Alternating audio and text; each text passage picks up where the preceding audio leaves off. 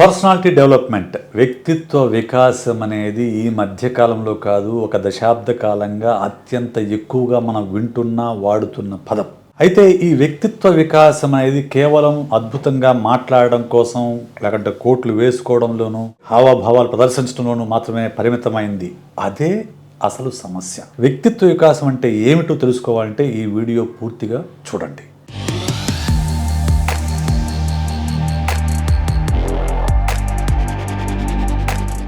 Hi, hello, welcome to my channel site talks.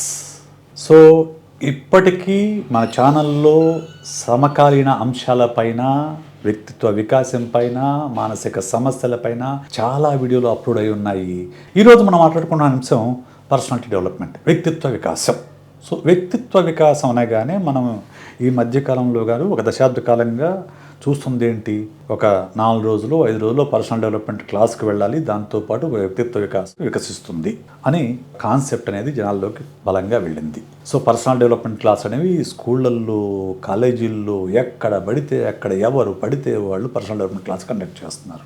ఏం చెప్తున్నారు ఈ పర్సనల్ డెవలప్మెంట్ క్లాసుల్లో అంటే, బాగా మాట్లాడడం ఎట్లాగా, స్టేజ్ మీద ఎట్లా నుంచోవాలి, ఎలా కూర్చోవాలి, ఎలాంటి డ్రెస్ వేసుకోవాలి, ఎలాంటి టై కట్టుకోవాలి, ఎలాంటి షూ వేసుకోవాలి, ఇవి పర్సనల్ డెవలప్మెంట్గా చెప్తున్నారు. నిజానికి పర్సనల్ డెవలప్మెంట్ ఇదేనా అనేది కనుక మనం చెక్ చేసుకుంటే, నిజమైన పర్సనల్ డెవలప్మెంట్ అనేది 1 రోజులో, 2 రోజుల్లో, 5 రోజుల్లో వచ్చేది కాదు. అది మనిషి పుట్టినప్పటి నుంచి చనిపోయేంత వరకు పర్సనాలిటీ అనేది డెవలప్ అవుతూనే ఉంటుంది. కాబట్టి అది ఏ 2 రోజుల్లోనూ మారేది కాదు. పర్సనాలిటీ డెవలప్మెంట్, పర్సనాలిటీ అంటే ఏంటంటే person plus quality is equal to personality. అంటే ఒక వ్యక్తి యొక్క లక్షణాలు, ఒక వ్యక్తి యొక్క క్వాలిటీ, నాణ్యత ఎలా ఉంటుందో నిర్ణయించేదే పర్సనాలిటీ. జనరిక్ టర్మ్స్లో. సైకలాజికల్ టర్మ్స్ తీసుకుంటే, ఒక వ్యక్తి తన లోపలి ప్రపంచంతో బయట ప్రపంచంతో ఎంత బాగా సర్దుబాటు చేసుకుంటాడనే దాన్నే పర్సనాలిటీ అంటారు. ఎక్కడి నుంచి వస్తుంది ఈ పర్సనాలిటీ అని అంటే, ఈ పర్సనాలిటీ డెవలప్మెంట్ ప్రోగ్రామ్స్లో చెప్పినట్టు, క్లాసులో చెప్పినట్లు మన హావభావాలు, వేషధారణలు మార్చుకుంటే అది పర్సనాలిటీ డెవలప్మెంట్ కాదు. ఇక్కడ మిస్ అవుతుంది ఏంటంటే, ఈ పర్సనల్ డెవలప్మెంట్ టైమ్స్ మిస్ అవుతుంది ఏంటంటే, ఈ పర్సనల్ డెవలప్మెంట్ క్లాస్లో మొత్తంలో కూడా ఎక్కడా కూడా సోషల్ డెవలప్మెంట్ గురించి కానీ, సోషల్ ఇన్ఫ్లుయెన్స్ గురించి కానీ, సొసైటీ గురించి కానీ ఎక్కడా ప్రస్తావించరు.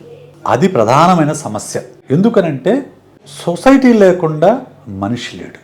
ఏ మనిషి అయినా కానీ సొసైటీలో పుట్టినప్పుడు, వ్యక్తుల మధ్య పెరిగినప్పుడే వాళ్లకు మాట, ఆట, పాట, నడత అన్నీ కూడా వస్తాయి.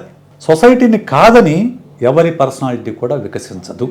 అలాగే మనుషులు లేకుండా సొసైటీ లేదు. ఈ రెండూ కూడా పరస్పరం ఒకదానిపైన ఒకటి ఆధారపడ్డ అంశాలు. కానీ మనం సొసైటీని పూర్తిగా పక్కకు నెట్టి కేవలం పర్సనల్ డెవలప్మెంట్ మీద ఫోకస్ చేయడం అనేది పూర్తిగా ఒక రకమైన మిత్. దీన్ని అందరికీ అర్థమయ్యే భాషలో ఒక ఉదాహరణతో చెప్తాను. పర్సనాలిటీ డెవలప్మెంట్ అనే దాన్ని ఒక మొక్కగా తీసుకున్నాం అనుకోండి. ఆ మొక్కకి వేళ్ళు ఏమిటంటే సోషల్ డెవలప్మెంట్. అంటే తన చుట్టూ ఉండే వాతావరణం అనేది సాయిల్ అంటే మట్టి బాగుంటేనే కదా మొక్క బతికేది.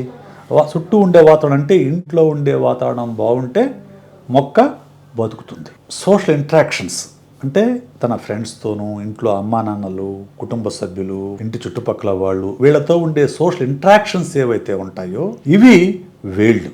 ఈ ఇంటరాక్షన్స్ నుంచి ఆ వ్యక్తి నేర్చుకుంటాడు.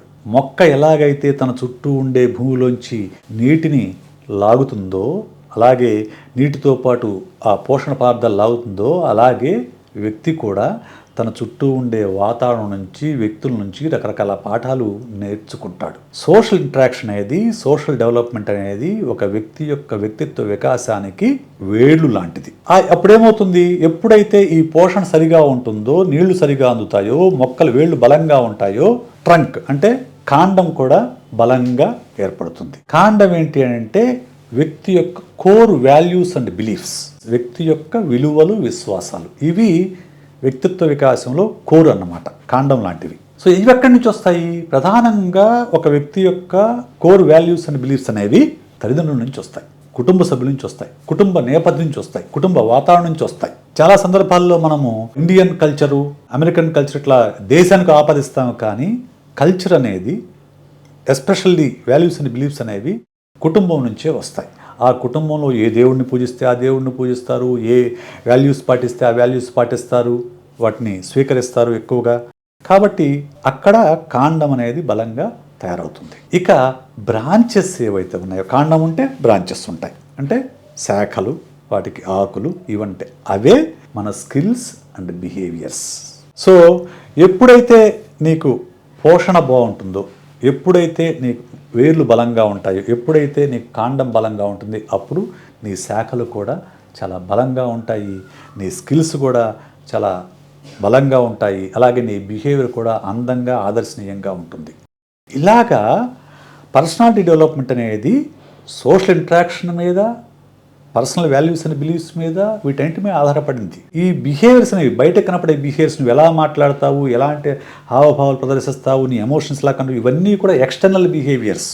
కానీ లోపల ఉండాల్సింది value system, beliefs and values. దాని కింద ఉండేది సోషల్ ఇంటరాక్షన్స్.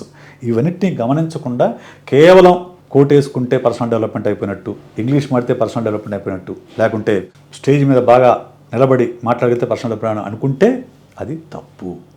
పర్సనల్ డెవలప్మెంట్ అనేది పుట్టినప్పటి నుంచి నిరంతరం మనతో కూడా అభివృద్ధి చెందుతూనే ఉంటుంది. దీన్ని మనం మార్చుకోవచ్చు. నేను ఆ క్లాసులు తప్పని అంటలా. క్లాసుల్లో సోషల్ డెవలప్మెంట్ పూర్తిగా పక్కన పెట్టడం తప్పు.